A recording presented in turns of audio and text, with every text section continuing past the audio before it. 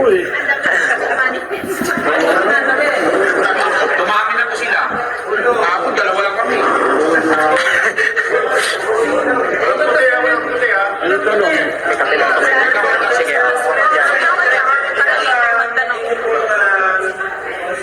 Kapatid na irresponsibilado, going to it, sir. Medyo nagkaroon po ng reaction ang ilang mga several judges. Regarding po sila naging pahayag po nyo recently. Ang sinasabi po, sir, parang marites accusation po yung inyong sinasabi. At parang pinag-iinitan nyo rin po ang mga senator judges. Ilan sa kanila? Ano po ang tumingin po rito? Naglit ko na naman yung marites pangalan ng babae yan. Parang Petra No? But anyway, allegation na parang nananakot ba yun ba yung sinasabi mo? Alam nyo, mandato ng NBI yung mag-imbestiga. So kung may pumasok sa atin dito na mag-imbestiga tayo, gagawin natin. Ilang bagay yan nasa mandate natin yan sa Republic Act 10867. May mutuo proprio, pwede yan, or upon a complaint, or upon is direction from DOJ or Ombudsman, gagawin natin yan. Sa pagkakataong ito, may mga pumasok sa ating ebidensya at patutuloy na rin nating reklamo sapagkat marami nagsasabi na yung PISCO hindi na subject sa auditing and liquidation proceedings. Ang gumalala nyo, wala naman akong binanggit na pangalan kung ano yung sinasabi ko. Sinasabi ko lang yung PISCO, kailangan investigan. Kaya nagulat ako na nagkaroon ng reaksyon na nagkakaroon. Sir, sundutin ko yung tanong ni Sir Jan. Senator Pia Cayetano called your actions possibly contemptible. Your reaction on that, sir? Hindi ko alam ba't saan magagaling yung contempt tayo dahil wala naman tayong ginagawang pananakot. Pag tinignan natin ang mandato ng NBI, it is our mandate. Ibig sabihin ba nito kung tayo nakaharap sa isang proceedings, hindi na ihitunay ating mandato. Unang-una, hindi naman tayo akusado dun sa proceedings na yun. Yung proceedings na yan ay ako itatayo lamang testigo. At based on the pre-trial order, ako ay testigo not only for the prosecution but also for the defense. So hindi ko po alam saan nanggagaling yung sinabi na tayo ay nananakot or kung ano pa man. Pero sir, meron yung isa pa pong sinasabi, bakit hindi nyo na lang daw po investigahan quietly, ba't kailangan i-announce pa? Ano daw po bang intention? May nagtanong po tinanong sa akin, so kailangan ko po sagutin dahil kung hindi naman natin sasabihin, ang publiko sasabihin, tinatago natin yung mga investigasyon, po? So kailangan po natin ipaalam. Just like any other investigation na dapat at gusto malaman ng tao, may public interest, kailangan natin sabihin sa tao. Marami po tayong iniimbestigahan na viewed with a huge public interest. Matagal na nga po ito yung katanungan. Katunayan, this is a subject of a Blue Ribbon investigation by Senator Dick Gordon. Siya yung namumuno noon. Na ito'y nahinto. Hindi nagkaroon ng Blue Ribbon Committee report. So, siguro may interest yung publiko kaya may nagtatanong sa atin. Ano po? Sir, kung may, sorry po, last na ma'am, kung may gano'n na pananaw, yung isang senator judge, are you ready, sir, to face that possibility ang ma-contempt bilang kayo ay haharap next week bilang testigo, hindi po? Well, ano po ba yung mga rason sa content? Dalawang bagay yan, direct saka indirect. Wala naman po akong ginagawa yatang paglabas po ang paggalang natin sa Senate Impeachment Court, including its members. Ano po.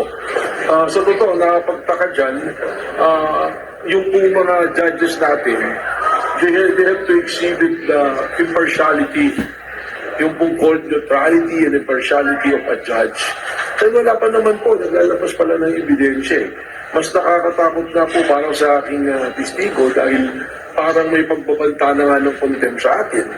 Pero again, ulitin ko, tayo po ay kinuha based on the pre-trial order na testigo para sa prosecution at sa defense. Ano ibig sabihin mo nito?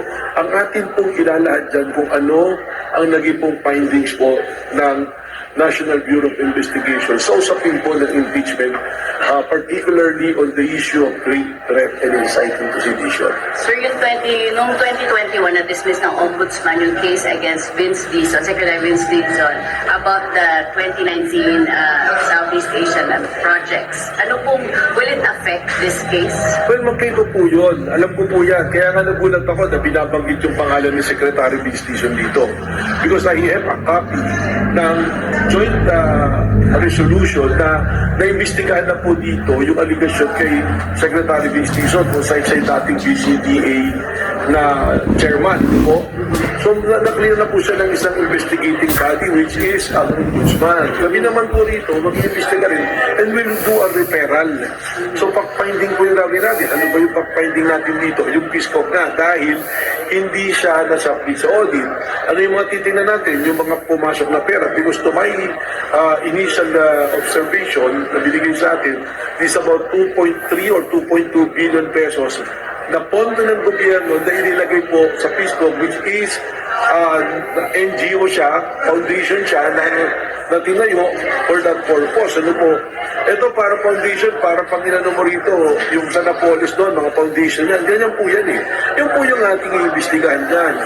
Dahil pera po ng gobyerno yan, pera ng taong bayan yan, it should be subjected to liquidation and audit. Ano po ba yung audit natin? Narinig natin yung mga binayad po sa mga officials, yung mga uniform na binili, yung po pagkain na sinasabi dyan, chicken longganisa raw, tapos may allegation na kikiam. Magtatanong po tayo ng mga ganyan. Alamin po natin yan. Kaya po tayo nagpapak-finding. Para sa akin nga, katunayan, hindi nga dapat na nagagalit yung mga malalagay sa investigation. Kasi pag-finding, this is the opportunity na ipaliwanag at masagot. At kaya natin pinapalam sa publiko dahil gusto natin na ang publiko magkaroon ng kaalaman sa pangyayari para hindi nagkakaroon ng speculation at pagbibintang. Senator, isa sa tinatanong is yung tungkol sa timing. Bakit po napunta tayo ngayon sa investigation? Ano po ba yung mga, ba't naging ganito yung timing? Is this a coincidence po? Paano pong ibig sabihin ng timing? Ibig sabihin po ba kahit meron na tayo mga dokumento at ebidensya para mag-imbestiga ng krimen, teka muna, mukhang mali yata yung timing. Hindi mo ba't pag pumasok yung investigation ng krimen, kaagad-agad dapat natin aksyonan? Direct, isa pa po kasing sinasabi para daw parang intimidation daw po ito para hindi kayo matanong ng tough questions po sa pagharap niyo sa Senate. They can ask any question. Kasi po, nandun po sila eh. Bakit ka atras? Kayo na nga nagsabi, sila na yung nagsasabi dyan. Narinig ko si Senator Robin Padilla, nung sabi niya, di ba po ba pag may kaso, kailangan harapin natin? Tama po ba, di ba? O tapos, sinasabi naman ng ibang senador, ano ba yung threat? Conditional ba yan o absolute? Kung wala kang kasalanan, bakit ka matatakot? Parang yung sinabi po din nila Senator Alan Peter Cayetano, kung wala namang namatay, di wala palang krimen. Kung wala palang ginawang pangungurakot, hindi ka dapat matakot. Dahil lang natakot ka lang kung meron kang dapat itago. Hindi po ba? So for clarification po, kahit anong tanong na iba to sa inyo sa mga Kahit ano po, kahit anong gusto nilang itanong, yan po ay proseso. Siyempre, may sinusundan po yung mga abogado. At as long as it will not compromise naman yung aking rights at hindi naman tayo dapat siguro pastusin doon, dapat naman po magalang na pagtatanong. Ganun din po yung gagawin natin ito. Again, ipapaliwanag. Pag nagpadala po tayo ng subpoena, hindi ibig sabihin, suspect ka na kaagad eh. Baka hinihingi ng NBI ang tulong mo para magkaroon ng kaliwanagan sa isang usapin. So sir, kahit na absuelto ng Secretary Vince Dizon, possible na ipasagpina pa rin siya ng NBI para mahingan ng tulong. Kagaya po na binabanggit ninyo, hindi siya totally off the hook na? Paano po? Well, teka muna, loaded yung question mo na hindi siya off the hook na eh. dahil sa Pinagsama-sama mo kasi inabsuelto. yung tanong mo eh.